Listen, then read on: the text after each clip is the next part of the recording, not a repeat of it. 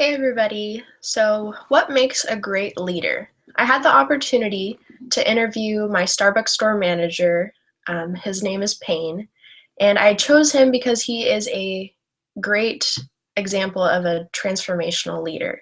He cares about his employees and is really inspiring. So, throughout our interview process, a few core topics came up. His transformational skills or how he relates to a transformational leader, his ongoing communications, and what he views as bad leadership. So, our book describes transformational leaders as empowering and inspirational. Throughout our interview process, Payne talked about how important it is to empower employees. And another thing that goes along with the transformational leadership is letting them problem solve. So in his ideal situation, instead of employees always coming up and asking him a question, he would much rather that employee be able to try to at least solve the problem themselves and then come to him with, what they did and why they did it. So it would foster growth and development, which were really important things to him in his responses throughout our whole entire interview process.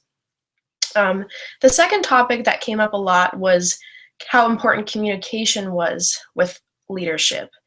And a number of times he responded that listening is one of the most important things a leader can do, because listening makes sure that you're actively engaging in what is this person saying to me, and because everyone interprets things so differently, so you want to really make sure that you're actively listening to someone. And he gave a good example of making sure you stop and listen until that person is done with their complete thought, because a lot of the times people want to jump into what other people are saying, without fully comprehending what that person truly meant.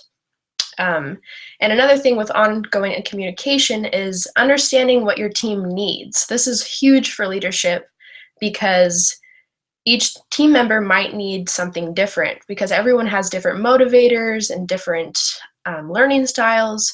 So he said it was important that a leader is able to adapt to their followers' learning style rather than the followers having to adapt to the leader's style, because it promotes development and success in that way. And then our last topic that came up quite a bit was bad leadership traits. Our book describes bad leadership as someone who is selfish. And Payne also agreed that a bad leader is someone who is selfish in the way that they don't develop their team. That includes not listening to their team members, getting their opinions, their ideas.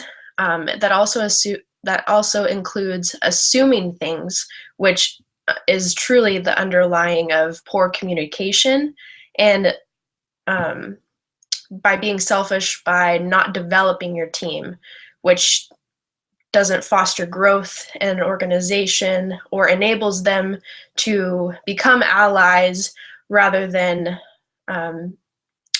beginner employees, someone that he can bounce ideas back and forth off of. So in conclusion, a good leader is someone who utilizes their team to the best of their ability. They help them grow, they listen to them, they help problem solve, and they create an open environment of communication. Thank you.